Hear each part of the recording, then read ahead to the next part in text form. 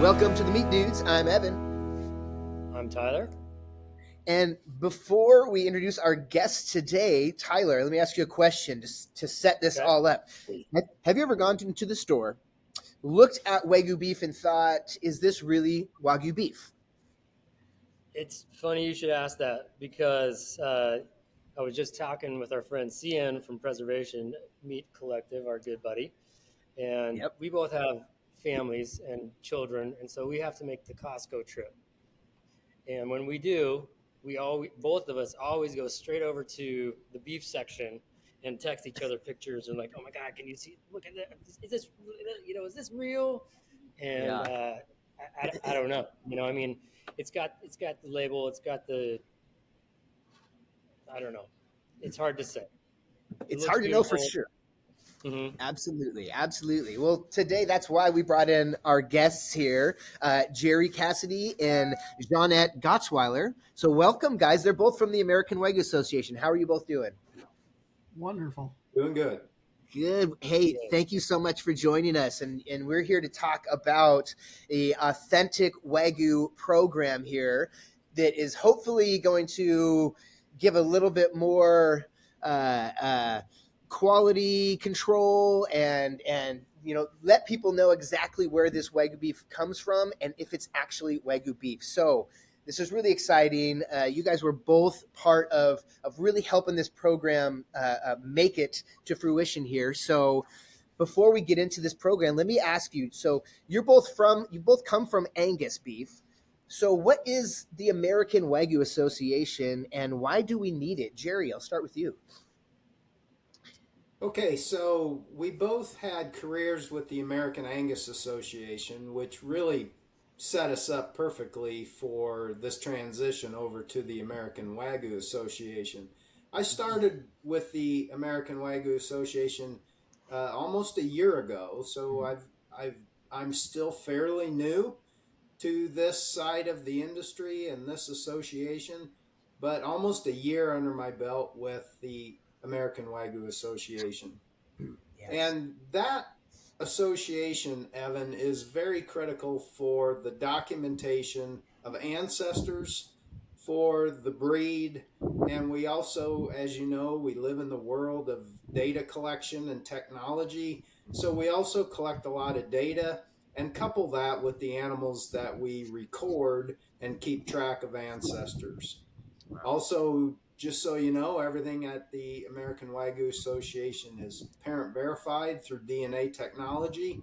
And so we can actually trace back all of these registered cattle back to their ancestors from Japan. Wow. Jerry, when you say a little data, come on, man. That data, the first time I looked at it, I was like, oh my God, this is crazy. Like I was reading a chart I've never even seen before. It's amazing to me what you guys do. Yeah, I mean, it is big data. I mean, we have different data points on these animals that we collect throughout their life cycle, and end product data points are very critical for genetic selection and improvement of the breed over time. So that's why we do what we do. Yeah. Well, Ginette, how long have you been with the American Wagyu Association? Well, once Jerry got on board there, they were already in the process of trying to get a PVP up and running. And so Jerry and I obviously had worked together at American Angus, and he says, hey, how would you like to come over and help us get this PVP up and running? He says, and I said, well, of course I want to work with my good friend JC again. So I think, what was it, June about, Jerry? I don't know. I'm not one of those people that really mark dates on the calendar. I'm not real good at anniversaries either. Yeah. So what did you do with Angus, with American Angus? So actually, with American Angus, I started out in over at the Journal, working with advertising and things like that. When there was a group of regional managers, and Jerry was included one of those. And then whenever I transitioned over to the association, I worked in the commercial programs department. I've always grown up on a cow-calf operation. We had dairy cattle as well as hogs and row crops because I'm in Northwest Missouri. So a very diversified farm. We did not have purebred livestock when I grew up or anything like that. And so commercial cattle is definitely where my interest is. And so I joined that commercial department. And with that, they wrote a process verified program. It was called Angus Source. And what that did is USDA in like 93 came out with these process verified programs, or PVPs, as I will refer to them as, that was very helpful for farm to market programs. And so, like, for instance, when you see uh, no antibiotics on maybe some of your meat labels, so you obviously have to verify that back at the farm. But as you guys well know, there's lots of different meat labels. I mean, there's like, I can't even name all of them because there are so many. But if anybody has like no antibiotics, a lot of those labels would come through a PVP or other label claims that FSIS would approve. So there's various paths to get those label claims on there, but those process verified programs are one of those avenues to do that. Wow. Okay. So we've actually done a podcast all on labels with our friend Cian, just to try to educate ourselves even more, because there's so many labels out there, and one means this, but it doesn't mean that. yeah. This one means this, but it doesn't mean that. So the labels, I think, educationally for everybody in the consumer, and even for us as restaurant professionals, has a huge, huge impact on how we actually describe our beef, talk about what we do here, talk with you guys. Label's a huge thing for us. I would agree. They're a huge thing for every consumer, and it's always kind of interesting to me because, when you say no antibiotics, there's no antibiotics ever. And then, of course, there's no antibiotics because all the meat is obviously tested, and has withdrawal times if it's ever been treated. Because, just like your kid, you don't want your kid running around with pneumonia or something. And so if you've got an animal that is sick, you obviously want to treat it. But there is a no antibiotics ever label. And that means even though you did treat that knocked that animal out of the program. And so you're exactly right. There are specific things to look for on those labels that indicate different paths of the way they were grown and managed. Yeah. Right. So speaking of labels, that's kind of why we brought you guys here today. And my question to Tyler is, have you gone into a place and seen Wagyu and wondered if it really was? We get that question a lot. Even, when we're talking on Instagram, we'll show a piece of beef and people will be like, that's not Wagyu. Wagyu only comes from Japan. You can't bring it in the United States. There's a lot of crazy, misinformation about Wagyu beef, but I'm hoping that this program is really going to be a nice step forward for American, Wagyu beef to be able to get that recognition and to show people that, yes, this is traceable back to Japan through the American Wagyu Association by this farm, yada, yada, and hopefully build more consumer trust. And so would you guys, can you talk about the program and what it's called and how it's going to help the consumer? So let me start and give you a little bit of background that I think will be important to set the context of the program. As you know, I watched one of your previous podcasts, and you know that there were some original bulls brought over back in the 70s. And then in the 90s from Japan, they brought in bulls and females. So because of that, even though you can't get live animals from Japan today, because of those imports that occurred back in the 90s, there is opportunity for full blood and high percentage Wagyu beef in this country. And that's what we're talking about. And yes, it's available. And as Tyler indicated, there is some confusion. You go to the store, you don't know whether it is or it isn't, and what kind of label claim is really being offered. And so that's the why behind this program, Evan. And I'll let Ginette take it from there. But I just wanted to set the stage on why we would initiate such a program. Absolutely. That, Wonderful. that was a great foundation, Jerry. And a lot of this, like you says, goes back to that fact of, is it really Wagyu? And so, when we actually have an Authentic Wagyu umbrella of two programs, and I am going to start with the Process Verified program, because I like to kind of refer to that as the farmer gate to plate program.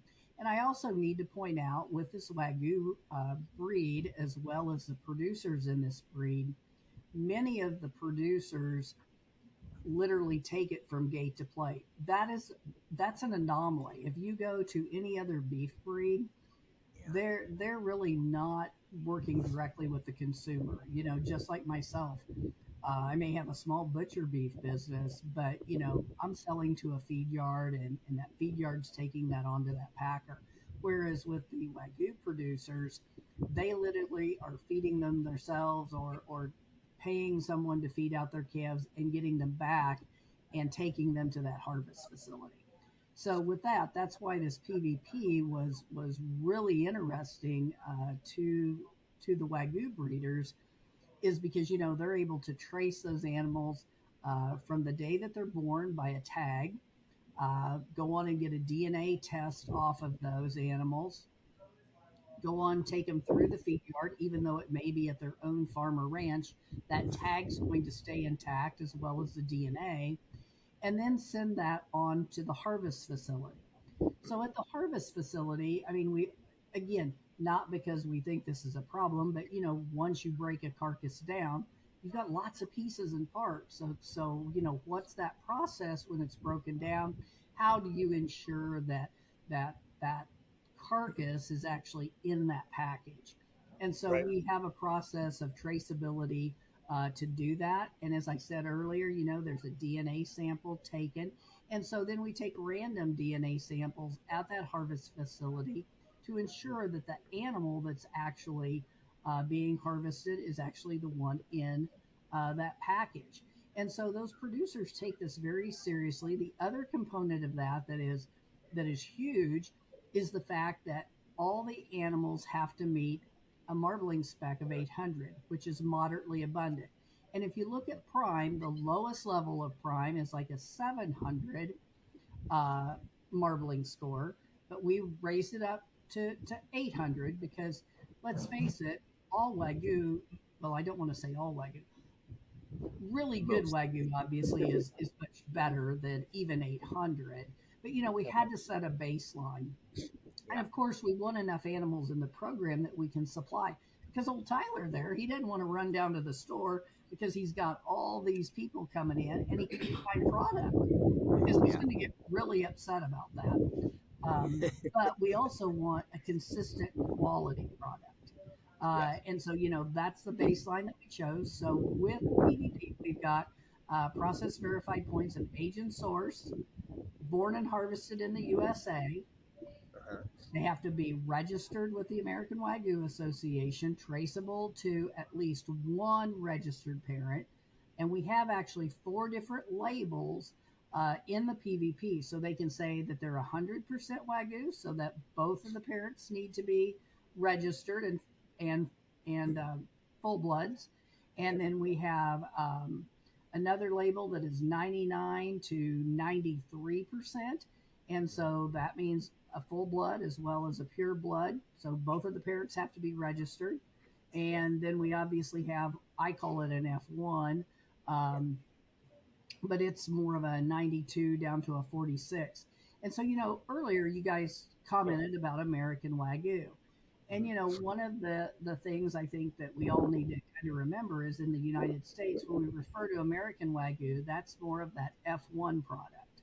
And what that means is you have either a female or a male pure blood or full blood Wagyu parent mated with another breed. We can say Angus, we can say Charolais, we can say whatever breed that is, but they're not 2 Wagyu animals. And so that's where we get to that F1, if you will. So again, we've got the quality spec, we have the DNA, we have the traceability, and we have born and harvested in the USA. Jerry, have I forgot anything in the PVP points? You guys are thorough. Well, I want to emphasize that, with this traceback aspect of the program, Tyler and Evan, this is really cutting edge. It's a first of its kind in the industry that we take that extra step for this PVP and really offer this program to our members that are producing this kind of beef, and they want that strict uh, eligibility so that they can assure their customers with a quality eating experience. I mean, if you know it's full blood and we can prove it, and you don't screw it up on the grill, you know that eating experience is going to be lights out good. So that's really, we want our producers to be able to capitalize on that, and the buying customers and consumers across our country to know that this beef that they're buying is legit. Yeah. And let's be honest, I'm going to pay more for that product, right? Yep. I'm going to pay more for prime. I'm going to pay more for Wagyu, whether F1, purebred, full blood. I'm going to pay more. So the attention that you guys are giving to these farms and keeping them under the umbrella of the certification is in turn helping them out a lot, fiscally for the ranch, right? So the better their beef product and the better it's under the umbrella of the American Wagyu Association, certified, more money for everybody. I mean, that's the grand scheme, right? I mean, business-wise, yes, we love this product. That's what we're doing for the humane, but we all have to make money at it too, right? And I know multiple ranchers and farmers that have just been grinding and grinding and grinding. And if we can get more of this product out to the general public knowledge, then we're all going to be happier, healthier, wealthier, And the fact, Tyler, that you want that quality and you're willing to pay extra for it, with that comes an expectation that eating experience is going to be there for you, and that's what we're trying to assure for the consumers. And I'm not trying to mess it up. I bet you don't. Try hard. That's awesome. Let me touch real quick on you mentioned American Wagyu, and I'd love to kind of like clear this up because I think that term gets thrown around a lot. So to the American Wagyu Association, when someone says American Wagyu, it's generally speaking that F1 cross is what you're saying, right? That's exactly what I feel that people are talking about, because if you're talking about a full blood product, you're sitting there going, oh, that's the Japanese Wagyu. Well, in all reality, they all go back to the Japanese Wagyu. Right. Yes. But, I think that was just a way to kind of put this in here that's a nomenclature that a lot of people refer to. And so, that is a different experience than those two full bloods mated together.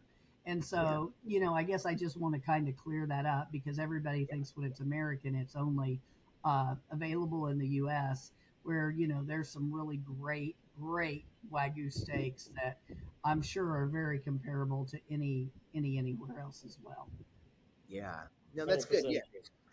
Yeah. I think it would be cool to get that name to kind of like mean something, because I feel like it does get thrown around. So, I mean, I think that's how we generalize it. American Wagyu means, F1 cross. I also, sometimes I like to specify that, this is purebred or full blood Wagyu, but it's raised in the United States, so that to me as well is kind of American, but it would be nice to, kind of make it one thing so we could all kind of start speaking the same language.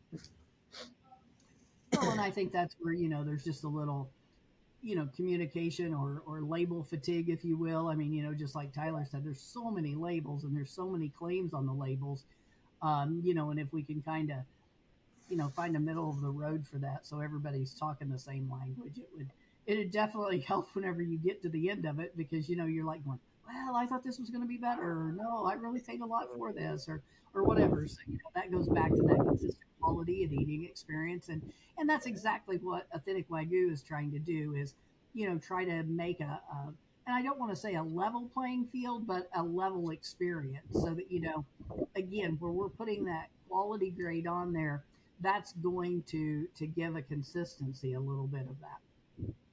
That's great. I mean, I love that. I mean, there's so much there's so many people that are saying, "Hey, that's fake Wagyu. That's not real," And I think that having this stamp of approval, the traceability, it really goes so far to show people that this is actually legit. This isn't some marketing scheme to try to make everybody rich.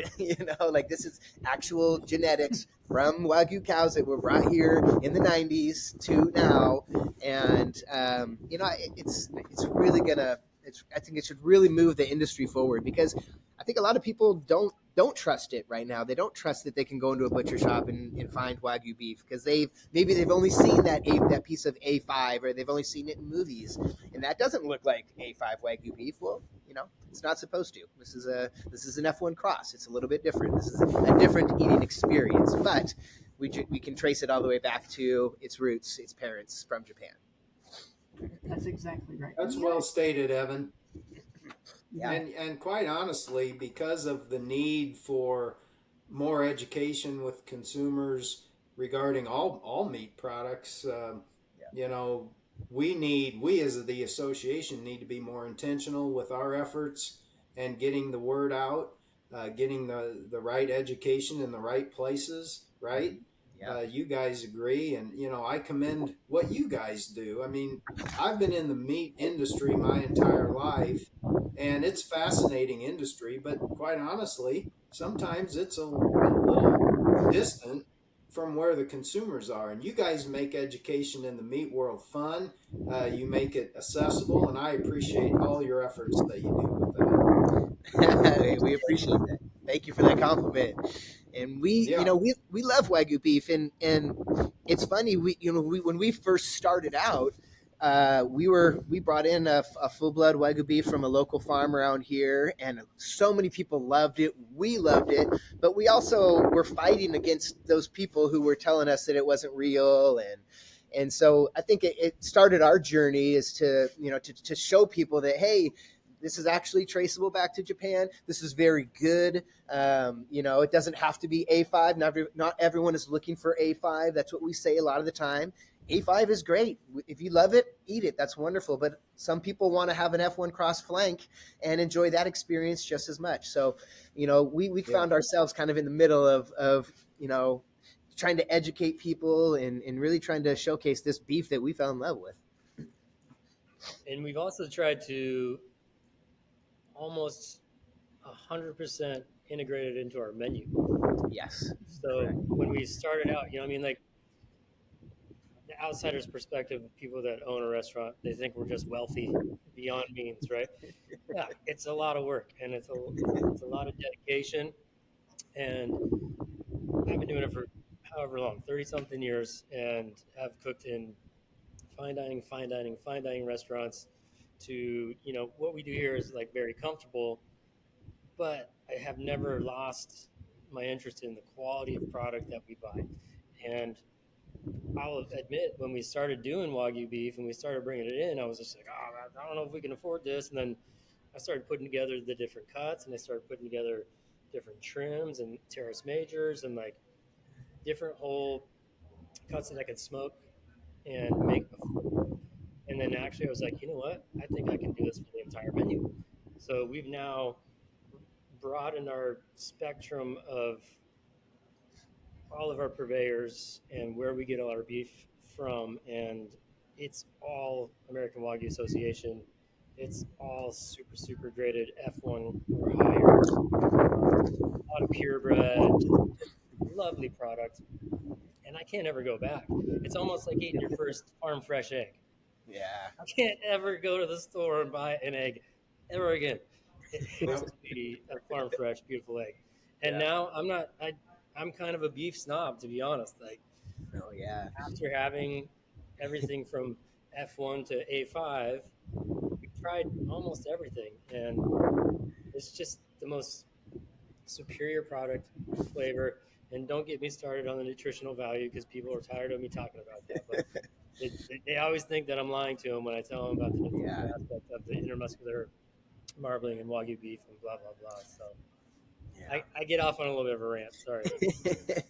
No, that's awesome. So what would be one, like if you've got a customer that comes in and has never had Wagyu beef, what is their first impression? Like what would be your best first impression that you've had?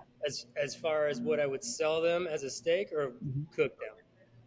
If I sold them one steak, I would probably do you don't gotta think about an F1 cross Zabuton, a Denver cut, Denver. because that's the one, and that has become almost our Wagyu pedestal here, because I will take the Pepsi challenge against anybody and tell me that's not the most delicious steak you've ever had in your life. Yeah.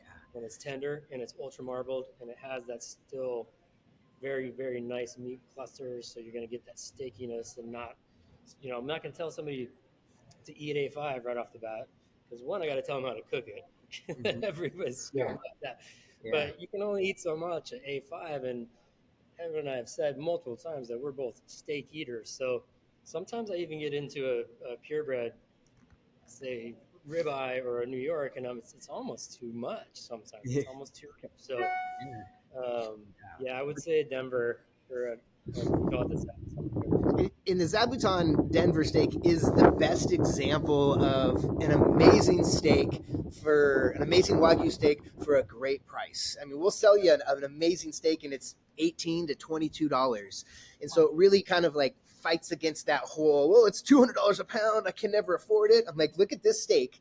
It doesn't even have to be Wagyu. They don't even think about it as Wagyu. It's $22. Would you eat that steak? And they're like, yeah, that's one of the best looking steaks I've ever seen. Like, take it home and eat it. And then they come back and we get people asking us, hey, pull me aside, a pound and a half of that Zabuton for tonight. I'm coming in. And that's weekly. We have all the time. Yeah. Weekly. We have so many customers coming in now because we talk about the Zabuton so much.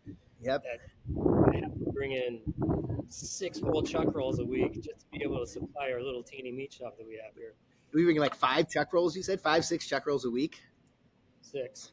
Yeah, that's crazy. Yeah, just to be able to eat. You're making me hungry, and I want to come out to your restaurant and have you prove it to me. Come on over, buddy.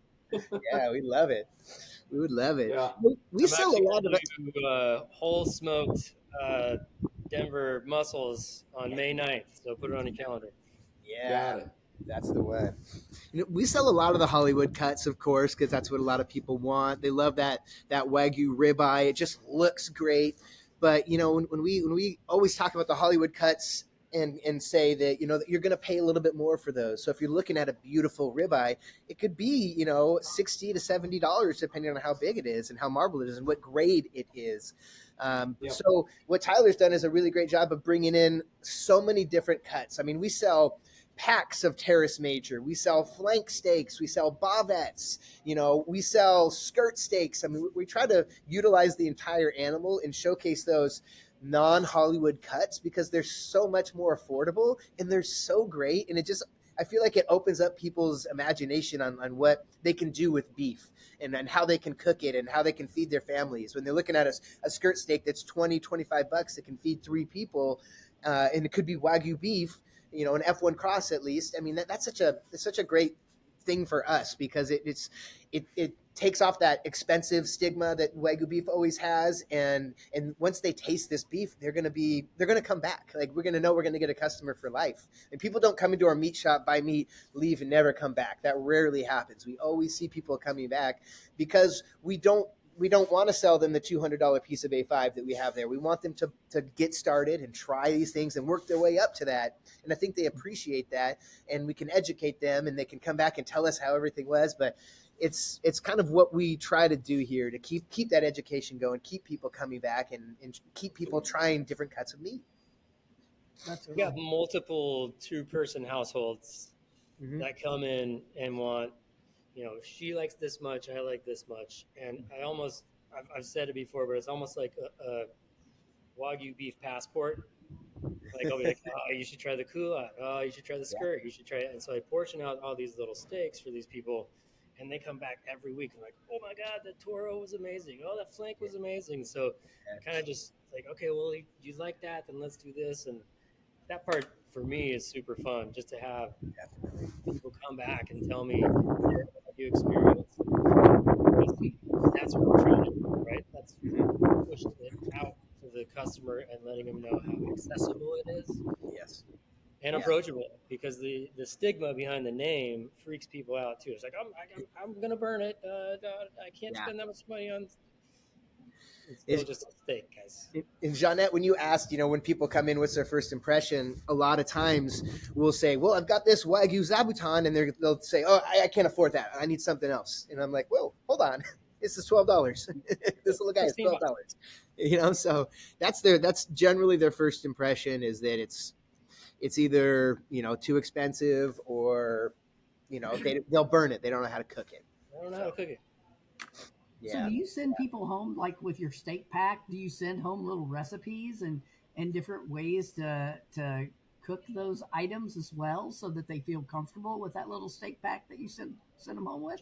Generally, I kind of steer people in the direction, and I also let them know, if you get home and call the restaurant or send us a message or whatever, and we'll coach you through it. We've also, Evan's done an amazing job of like doing all our social media. We have YouTube channels, and we've done these meat boxes, monthly meat box subscriptions, and there's a QR code in there. And so you can click on that QR code and go straight to me going, all right, this is the meat. This is where it comes from. This is 4 different ways you can cook it. And we try to keep that educational aspect overly open to our clients too. Yeah. No, absolutely. And we have a little map on the behind our meat shop, where Tyler is right there, actually, that showcase where our meat comes from. So I think that's one thing that we try to do, is say, hey, a lot of our meat comes from here.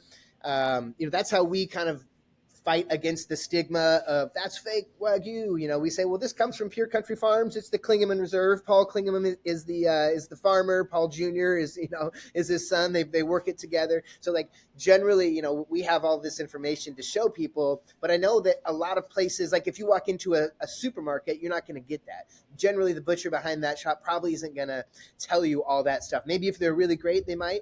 So that's why getting back to this program is so valuable for the consumer to see that, because me and Tyler aren't going to be behind every meat case talking about the ranchers that are making that are doing your steaks. So this is a great way, with the trust of the American Wagyu Association, to showcase now, hey, guess what? This is reliable. This has been farmed well from this farm. You can get more information if you go to their website, but it's traceable back to the American Wagyu Association. So with this label, let me ask you, is there going to be like a website or anything that showcases, the traceability, or is it just going to be internally through the American Wagyu Association?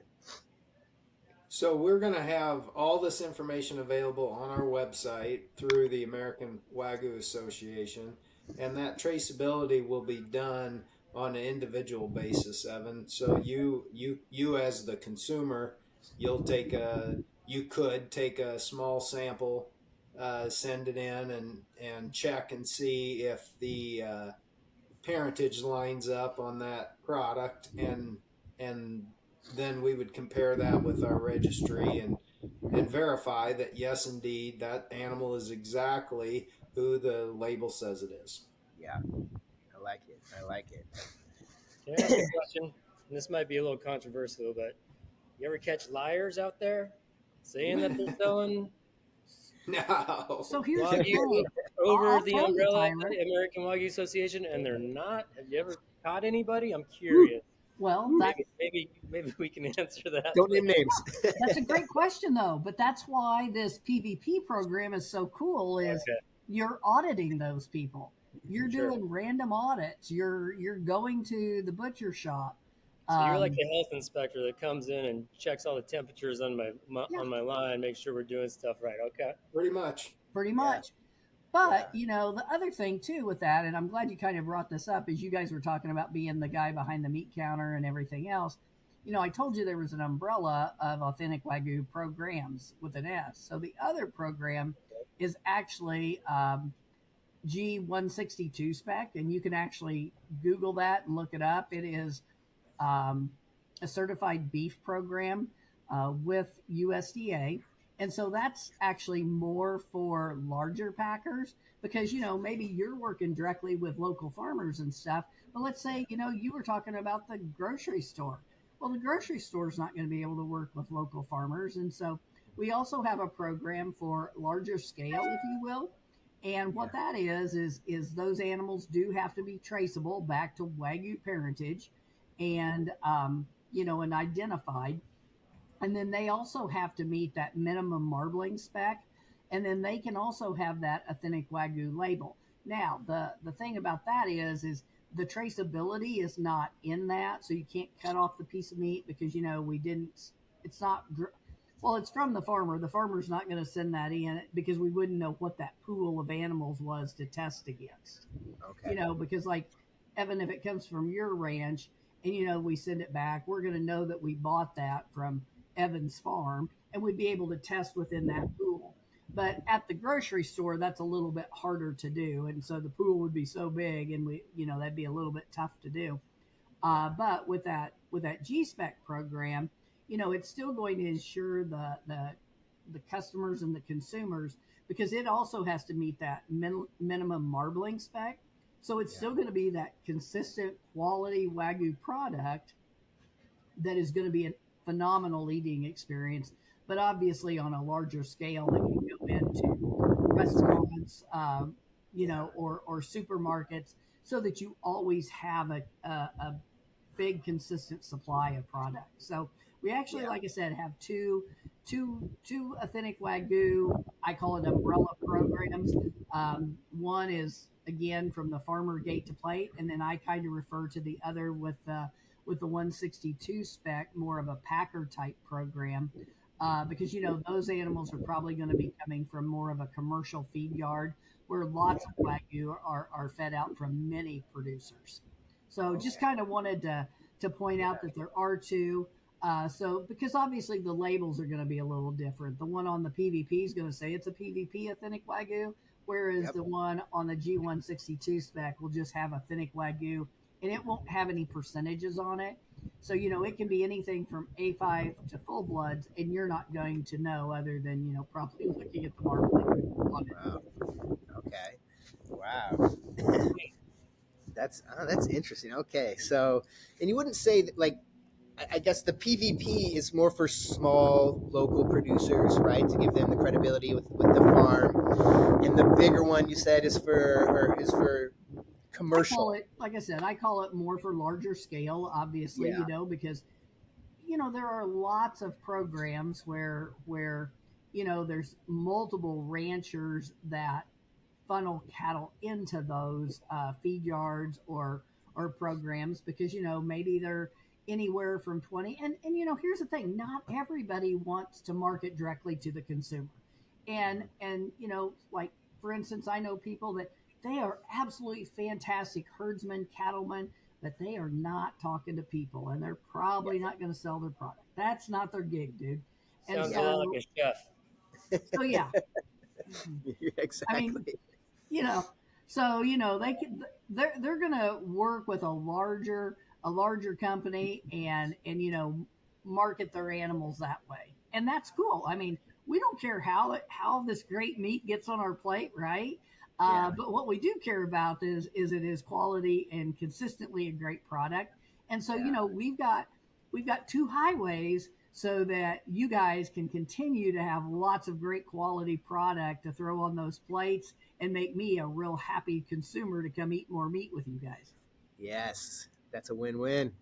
And this is such a necessary thing because Wagyu is pretty new in as far as the meat world goes in the United States. Yes, it came over in the 70s and more in the 90s. But if you said Wagyu beef in 1999, I don't know if a lot of people would understand what you're saying. So it's kind of hitting a little bit of a boom right now. I mean, just you guys coming from Angus beef to the Wagyu to the American Wagyu Association means that this is growing. This is probably starting to grow pretty fast. So having something like this is such a necessity. just to keep the quality like we've been talking about, because it's very hard to grow something like this.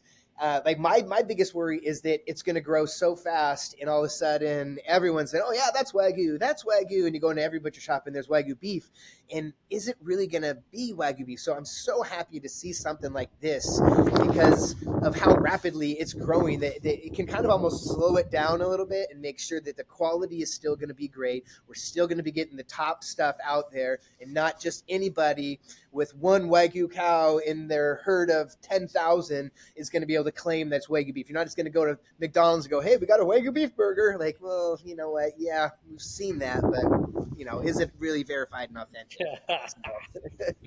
we've seen that a bunch.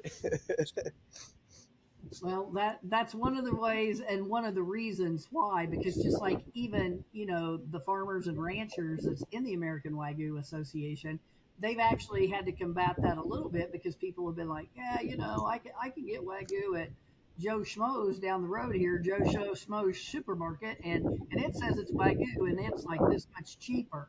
Well, yeah, go down there and eat that, but it like you said, is it Wagyu or is it really, really low quality? And the other thing, well, Wagyu beef is usually very good quality, and like I said, prime. You know, not only can you miscook a steak, Tyler, but you can feed cattle incorrectly, and when you feed cattle incorrectly, you can also not help their eating experience for that consumer. I was gonna make that question that you almost say commercial beef. I would say commodity beef, but is there different certifications maybe out there to go through the way that ranchers are actually raising cattle that are certified under the American Wagyu Association? Like, are they grain finished, corn finished? How many head per acre? Because it's such a special product. It's such a special cow. They have personality, which is wild to me. All have personality. And the farmers that we talk to, the ranchers that we talk to that really, really get nerdy about their herds and stuff, they love their cattle so much. And they would never, ever force feed to finish or, like in the commodity world. So my question is, is there a certain certification with the American Wagyu Association of how the animals are raised and how many per acre and how they're finished? And I don't know, it's just a curious question to me. That's actually a really great question, and there are certifications out there if somebody is so willing.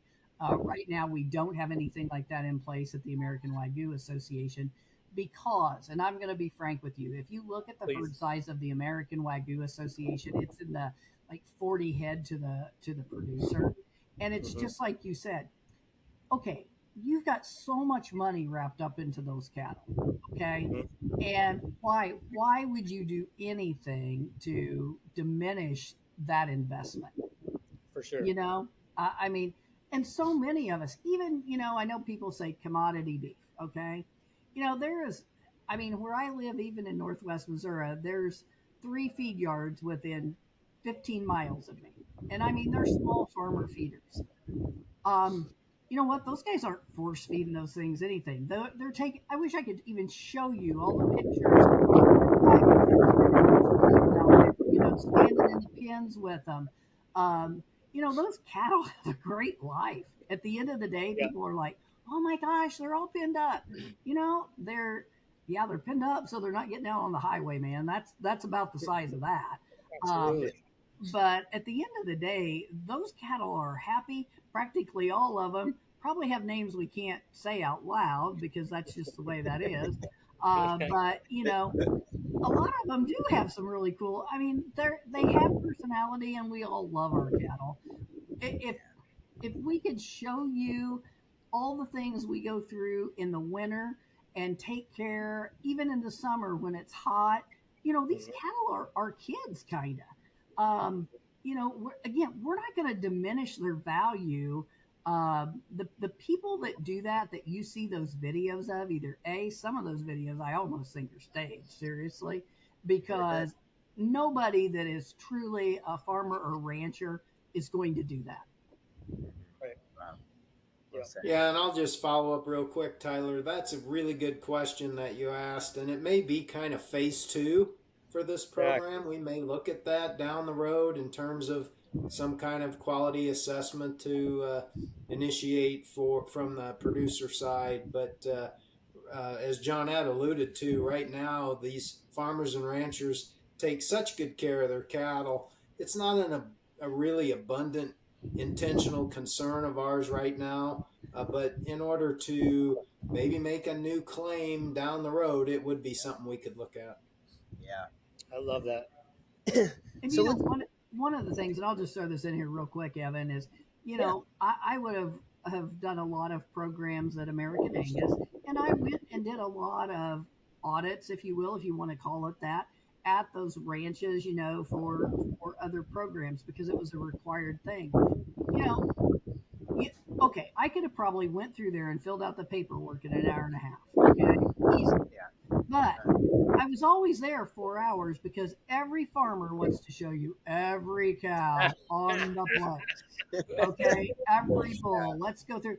And again, they are so they're proud of their animals. They're proud of the way they look. Yeah. I mean, we have nutritionists to help us come up with rations and stuff so that they're getting the proper nutrients. I mean, when you go and visit with these guys, and I'm sure you guys have had this experience with some of the local ranchers there. I mean, they're so proud of what they're doing. Oh yeah. It's yeah. just that's the way everybody is. I mean, if there's anybody that's not, they are the anomaly. They're not the mainstream. Yeah.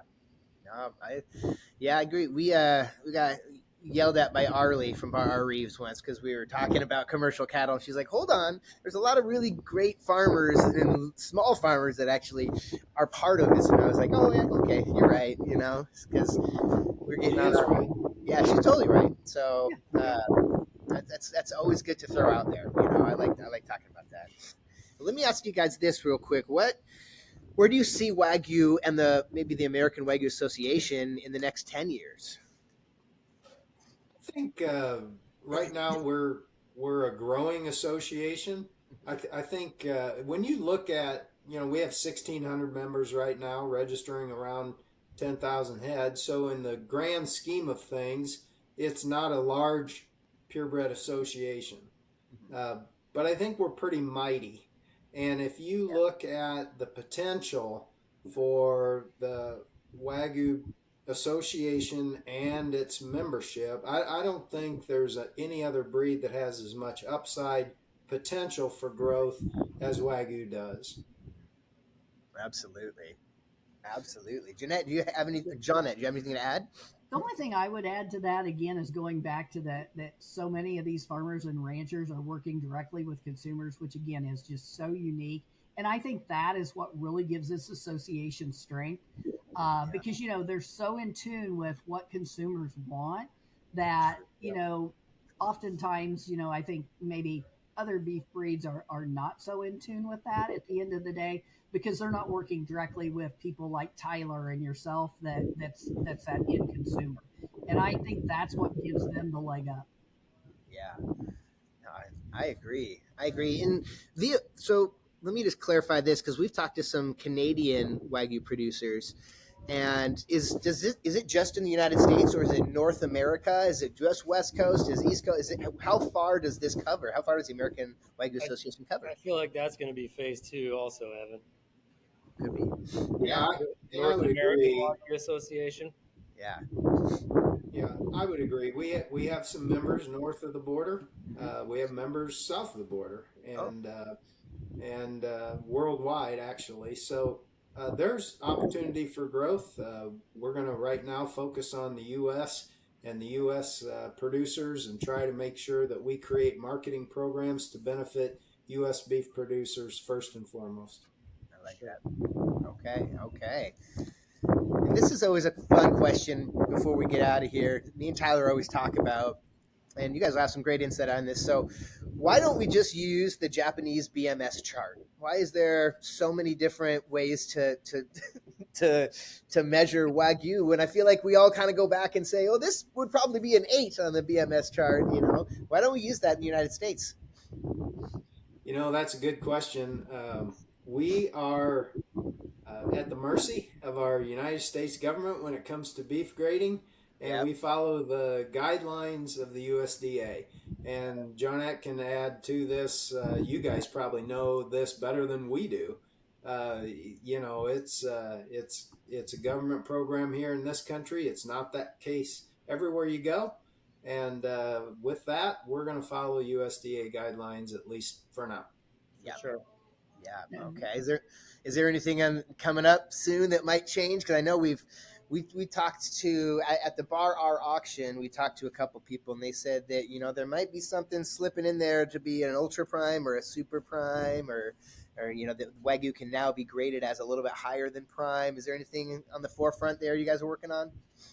So that's a super good question, and one that, let me start. Ginette can finish up, but we as an association have looked at that, and we know that that upper level prime is not well defined, not in this country, and we would like to push for that. And so when I approach USDA with this idea, it's not the first time they've heard it. Leadership at the American Wagyu Association, I'm sure in the past, has asked these questions as well. And basically the response I get from USDA is, show me the data. Show me what you got. Show me what you're talking about. We're not going to change anything until we see that there's a legitimate need for the change. Now, there's been some movement. Not long ago, there was only 3 grades of prime. Now there are 4, and hopefully soon there'll be 5, 6, 7, as you alluded to. Yeah. But right now it's data based, and until they get enough proof that this is a necessity, they'll probably not move that needle. But if we can give them that proof, which I think we can, that's how you get change in the USDA. Yeah, I feel like we could walk in there with a full blood ribeye we have in our case right now and be like, look at this. Yeah, this is really nice. There should be another level for this. Jerry, sounds like there might be a little bit of politics there in your tone. Getting anybody in trouble now. Okay. Yeah, I'm going to steer clear of that one. But I'm not going to say you're wrong. Heard. And with that, as Jerry just said, with this increased amount of Wagyu beef going through, especially now for this G-Spec, hopefully, they'll be able to capture more of those grades and see exactly, because there will be a little bit more scrutiny with that, and so hopefully they'll be able to save some of that information and be able to get their data. Yeah, seems like there'll be enough data coming through pretty soon. I would imagine that might even create a little bit of competition through different ranchers, because as a chef, you're kind of always looking over your shoulder to see what the other guy's doing. And those marbling scales start to go into fruition, and Evan's farm's at 8 and mine's at 9. He's gonna be like, what the hell's that guy doing? I think it's only better for everybody. Yeah, for the product. Yeah. Well, absolutely. Go ahead. I was going to say, and it's not only just marbling. I mean, think about the days on feed to finish and things like that. There's so much competition that, it's kind of interesting to see some of those different things that go together to make some of that best beef out there. And so, and like you said, it doesn't matter what breed that is. There's always that competition between these ranchers. I love it. But also with different levels of grading, I think it'd be so helpful for the consumer, because I might not want to eat a 9. I might find myself in the 7s, or like me and Tyler like to get into it. We say, if I really want a rich steak, of course I'm going to go A5. If I want something, not as rich, I might go for a F1 cross New York strip. If I want to go even leaner than that, I'm going to go F1 cross flank. If I'm feeling a little crazier, maybe a purebred ribeye. So there's so many different levels, in our matrix that we're talking about, so I think that would be helpful for so many people to say, Tyler, you like the 9, that's great, but I like the 7. I feel like I can eat a whole New York strip out of 7, and that's great for me. I've got purebred Terrace Majors going in the case today. Ooh, oh, that's a good. I bet that's perfectly marbled. I bet that would fit right in the middle there, right? What I love. Oh, man. Okay, Yeah. I'm taking one home. I was going to say, I think you just need to overnight that baby my way. Right. So, Ginette, if you're cooking a steak tonight, what are you eating? What's the number one thing you're eating? My favorite's a ribeye. I just love ribeyes. But now, with that being said, I'm kind of the F1 girl. I want a steak I can chew on. I like those F1s. You and I can eat at the same table. Mm-hmm. I'm right there with you. Yep. What about you, Jerry? What are you cooking up? Jerry. Yeah. And Tyler's kitchen, and I'm gonna have samples all afternoon. That's what I'm doing. All right, deal. I know. I like that. Well, thank you so much, you guys. Is there anything else that we needed to add before we sign off here? Buy more Wagyu We feel steaks. like we covered it. There you go. Yeah. Again, I want to thank Perfect. you guys And know for where your making Wagyu comes from. meat education. I want to thank you guys for making meat education fun. It's necessary. I'm it's losing needed. you guys now. And when you make it fun, people will pay attention.